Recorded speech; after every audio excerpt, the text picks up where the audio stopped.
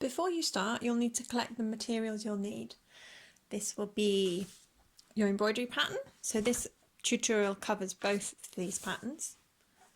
Some fabric, an embroidery hoop, an erasable pen, a needle and some embroidery thread, and a pair of scissors. The first step is to transfer your pattern onto your fabric. To do this, we're going to use an erasable pen, so the ink from these pens disappears under friction or heat.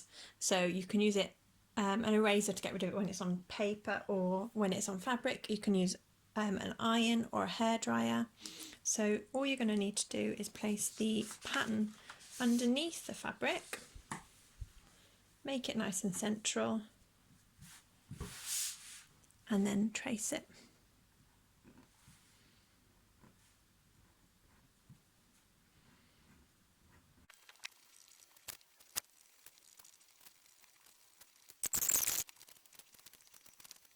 Next, we want to hoop the fabric. So this is an embroidery hoop. You have your inner hoop and your outer hoop. You're going to loosen the toggle to be able to slip the inner hoop out. Place the inner hoop underneath the fabric and line it up so the pattern is framed. And then slide the outer hoop on top. Now this can be tricky, so don't worry if it takes a few goes. You want it to be nice and tight. If you need to loosen or tighten the toggle, do that. And once you've got it on nice and tight, it should make a drum sound. Then just make sure it's all the way around. Tighten it if you can. And you're ready to start. I'm going to embroider both of these patterns in this tutorial because if you look closely, they have the same flowers. We have lavender, we have sweet peas, and we have daisies. The only difference is that on this pattern we also have the wreath going all the way around, but that's quite simple. First thing I'm going to embroider are the little flowers on the sweet peas. I'm going to do these in light pink. So you'll need to take an arm's length of thread, and if you look closely, the thread is made up of 6 smaller strands. There we go. For this part, for the flowers, we're going to use 2 strands. So you're going to need to pull out the 2 individual strands before you put them together. To do this, take your thread and release 1 strand, and then holding the rest between your thumb and your finger, pull gently so that that strand is released. And then do exactly the same thing again for one other strand.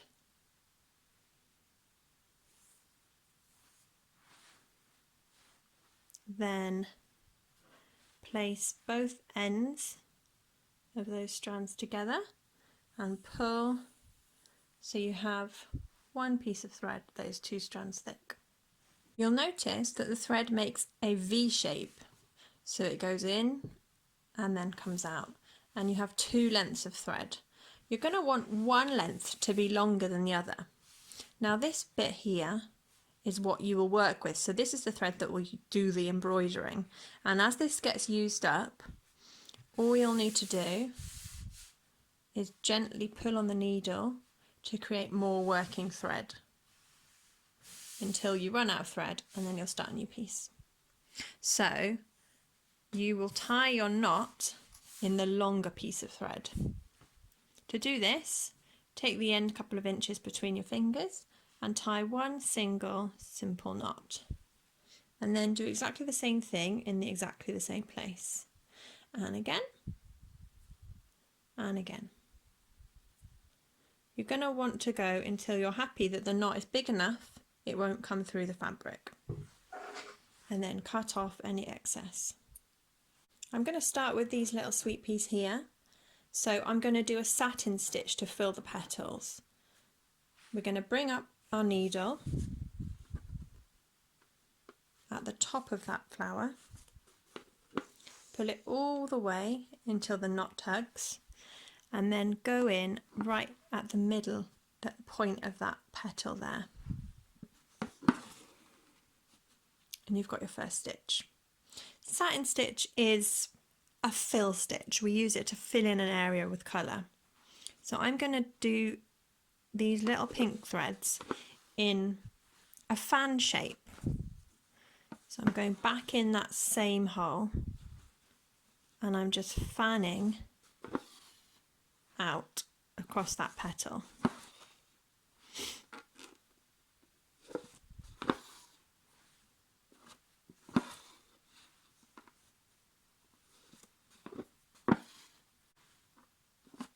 Always going in that back same, into that back into that same hole.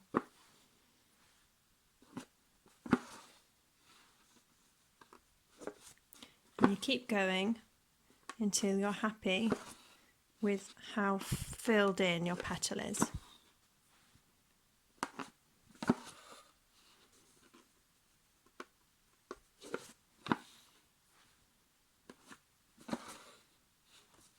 When you're happy, you're going to do the little petal next to it. And it's the exact same method, just slightly smaller stitches and slightly less because it's a smaller area.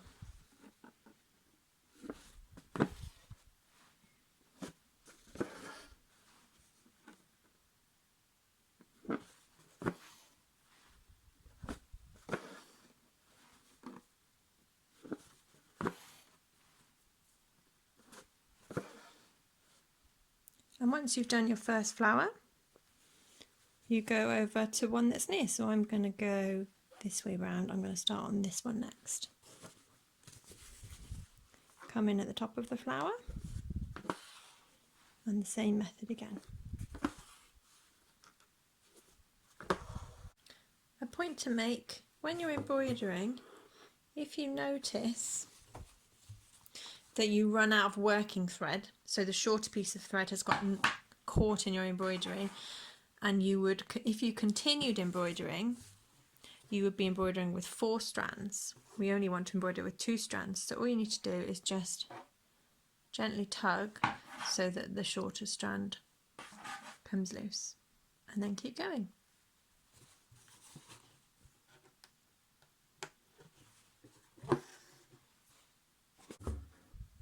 When you begin to run out of thread completely, so when you've got maybe 4 or 5 inches left, I would recommend knotting and starting again with a new piece of thread. To do this, you're going to tuck your needle underneath a stitch close to where you've come out of the thread of the fabric. So here I've come out of the fabric here. I'm going to pick this stitch here that's quite close to it. I'm going to hold my needle with my thumb. The thread that's coming out of the fabric, I'm going to wrap that around my needle once, twice. Place your thumb over that knot that you've just created and pull the thread tight.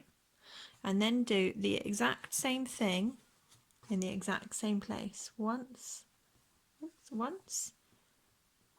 twice, and pull tight. So you've got a double knot. You see the little knot there? And then you're just going to cut off any excess. And then start again, same again.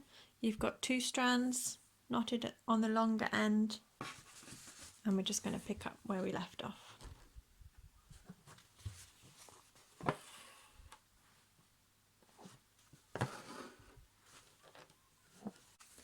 If you notice at any point that the fabric is getting baggy or loose, you're just going to want to tug on the outer fabric to tighten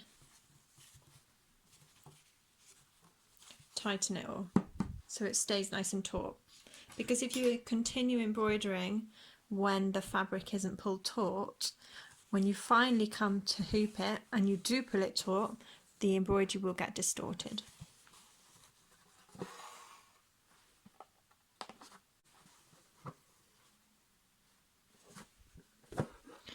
And then when you're happy that you've done all the sweet pea flowers, you can turn it over and tie yourself another knot to finish off with this pink thread.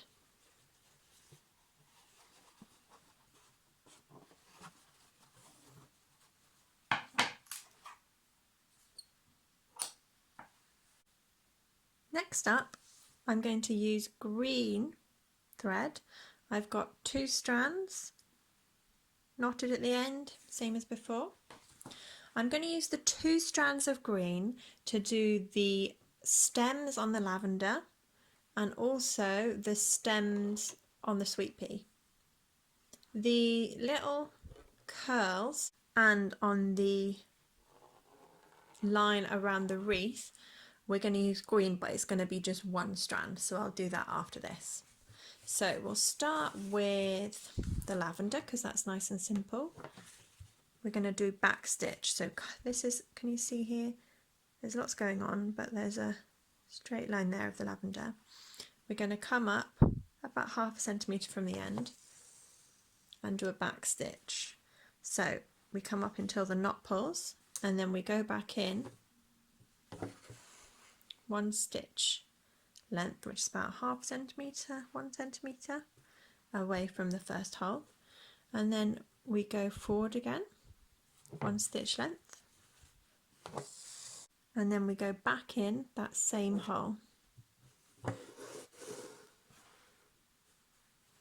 and then we come up again and go back in, and keep going up the length of that lavender.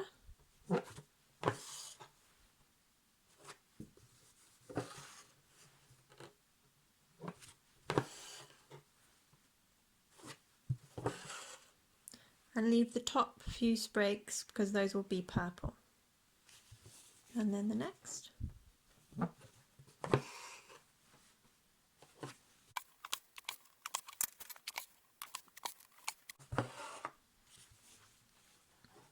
We're going to go around and do alternating, so I'll do my lavender, then my sweet pea, then my lavender, then my sweet pea as you go around. So the sweet pea, you can see the stem is here, and then we've got this flower here, this stem as well. This curl we're going to leave till later because we'll only use 1 strand of thread on that. So very similar to the lavender. Come up, do your first stitch at the bottom, and follow the line of the stem.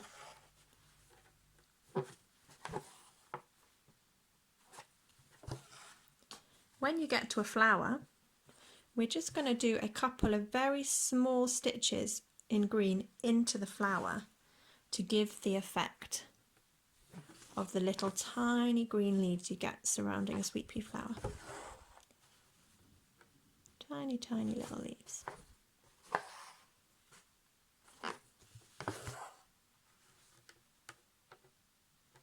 You can do as many or as little as you want until you're happy with the way it looks.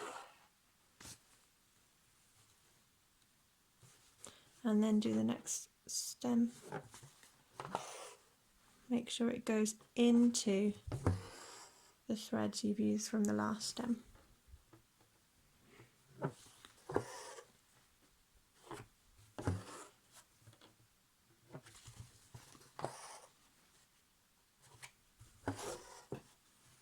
And then your tiny little stitches again.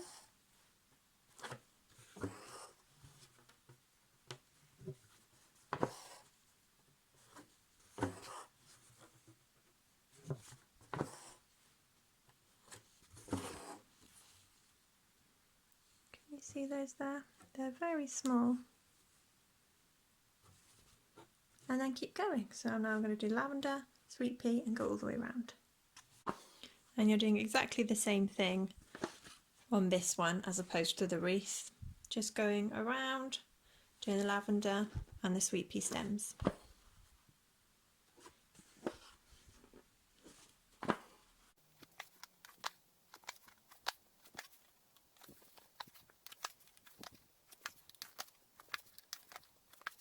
And when you've finished with the 2 strands of green thread and you've done all your stems, you're going to flip it over and tie yourself a little knot, same way as before.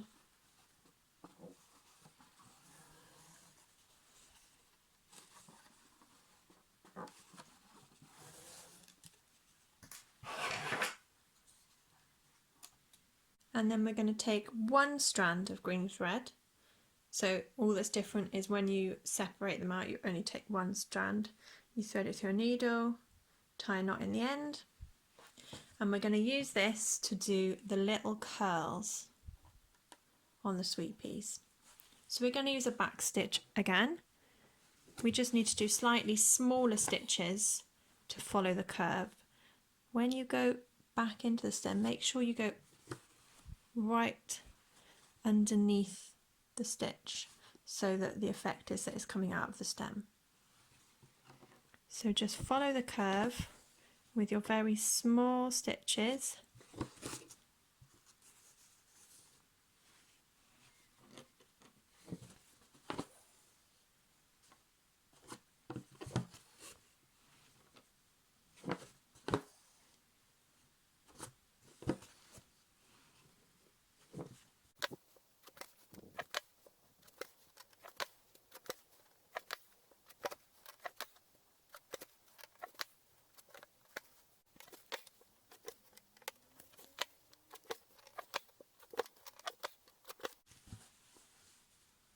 And once you've done your first curl, find the nearest next one. So I'm going to do this one and continue. So if you're doing curls on this pattern, once you finish the curls you can knot off with your one strand of green. If you're doing the curls on this pattern, once you've finished the curls, don't tie a knot because you're going to continue to use this one strand green thread to embroider the very thin faint line that goes around the wreath. Take your time with this because it might be difficult to see it in amongst the rest of the pattern. So where have I come up? I'm here.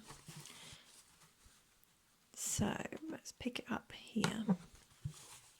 You're going to do a simple back stitch going around a circle. You might find that in some places the line goes behind something you've already stitched, or it goes behind something you've not yet stitched. So for example here, my line's going here, but soon I'm going to need to embroider my lavender sprigs over the top. That's fine, I'll just go over it with the lavender.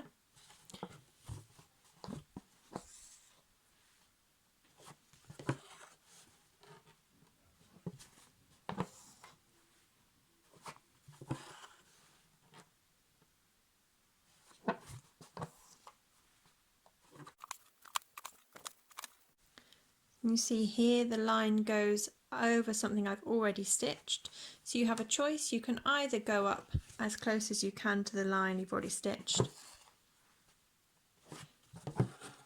and then go back in the other side, or I'll do it here, you can go over the line you've already stitched. Because it's such a thin line that you're embroidering, it doesn't matter which you do, to be honest, it won't make a big difference to the overall effect. Here the line goes into my sweet pea stem, and my sweet pea stem is part of that long line, so I'm just going to not stitch here and I'm going to start again here on the other side of the sweet pea stem.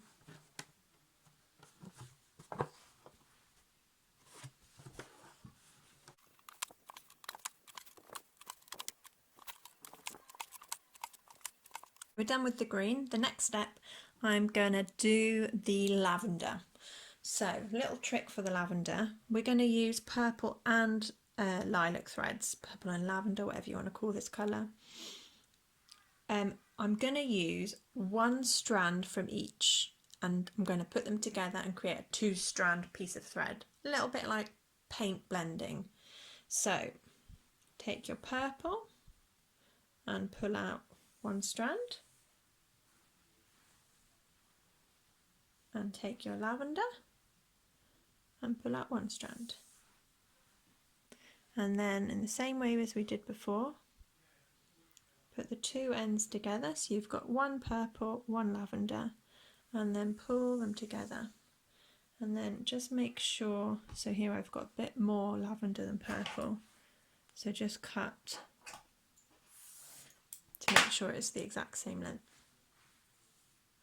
and then thread it,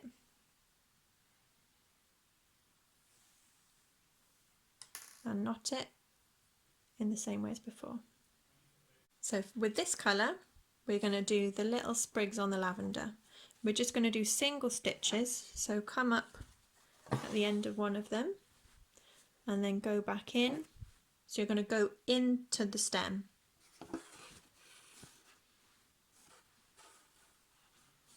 And then the next one, come in at the top of the stitch, go back in the stem.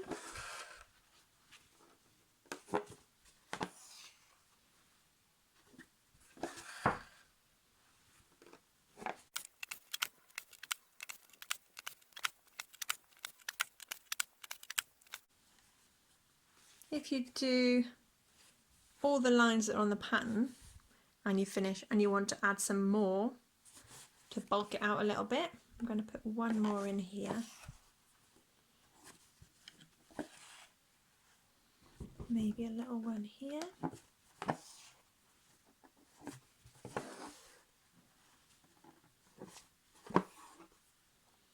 Yeah, you can bulk it out as much as you want to until you're happy with how it looks.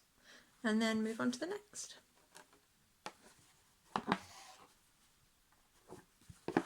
And finally, we need to do the daisies. We're going to start with the centre. We're going to use yellow thread. I've got 2 strands knotted at the end, same as usual. We're going to use French knots for the centre of the daisies. So watch this through before you try it yourself. Maybe watch it a couple of times, it's quite tricky. Or I find it tricky anyway, you might find it really easy. So you're coming up all the way through till you feel your knot. And then, zoom in. So you're going to take your needle and you'll wrap the thread that's coming out of the fabric around your needle once, twice, 3 times. The more times you wrap it around the needle, the bigger the French knot will be. And then we go back in either the same hole or right next to that hole, and you're going to hold this thread with your thumb, because the key to getting a nice neat French knot is having this thread nice and taut and not unravelling or getting knotted as it goes back in. So then we're going to pull your needle all the way through, slowly, slowly, slowly. Ooh. Slowly, slowly, slowly, and then just release right at the end, and you've got yourself a French knot. And then you're going to hop over to the next daisy, come up, 1, 2, 3,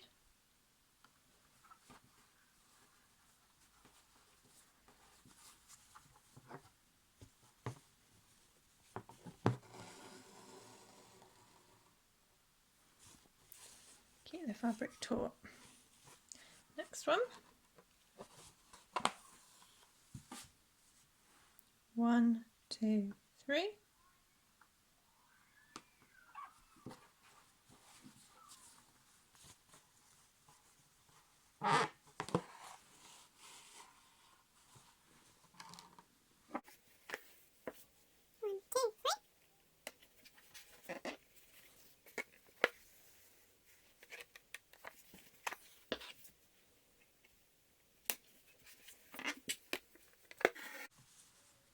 I really love how they're looking, but this final step, the white for the daisies, will really make it pop, will really change how it looks.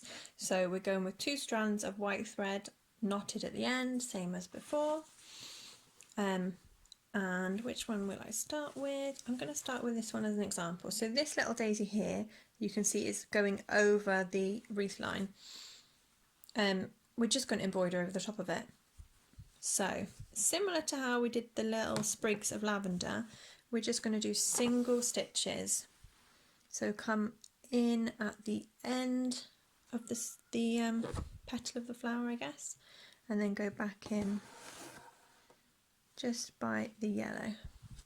The best way I think to do the daisies is to do 4 stitches around the edge.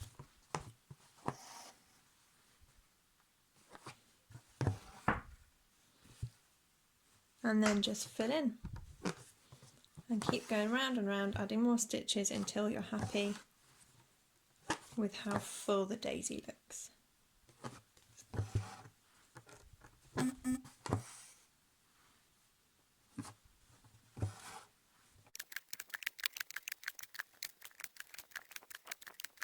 And I think that will do for that little daisy there. So I'm now going to do this one that's next to it, and it's slightly overlapping.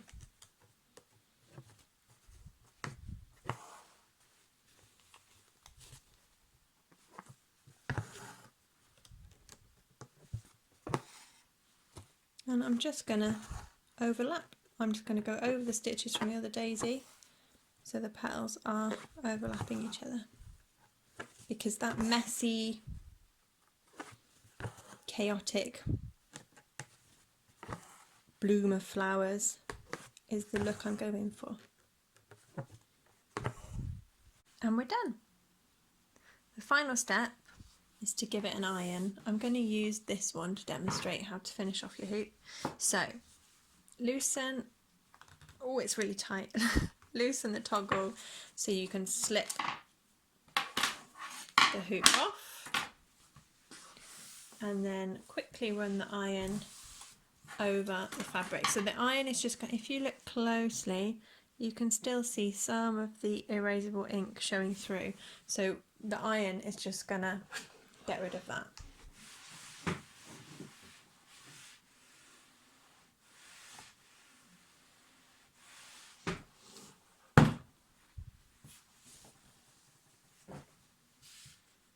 And then place the inner hoop behind the fabric.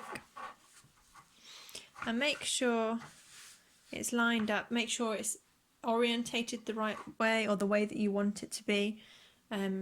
So I mean, you could, this one you could do, I don't know actually, I think it looks best this way up, doesn't it, with all the sweet peas going upwards. And then place your outer hoop on top. So this is going to be your final hooping, so you need to make sure you're very happy with the placement. So if you need to do it a couple of times, feel free to do it over and over again until you're happy. And then when you're happy, start it on, tighten the hoop if you're able to. Mine's too tight, I can't actually do it. And then to finish the back of the hoop, there are quite a few different ways of doing it. If you search on YouTube, you'll find lots of tutorials. You can use a glue gun to glue the excess fabric down. You can do the drawstring method, or you can sew a piece of felt on top. But we're going to use a really simple method. We're just going to cut away the excess fabric as close to the hoop as we can. This way is easy because it doesn't require any extra materials, but also I like being able to see the back of the hoop because you can see all the work that's gone into it. And especially if you're giving the hoop as a gift, it's nice to be able to see the work that's gone into it. And there you have it.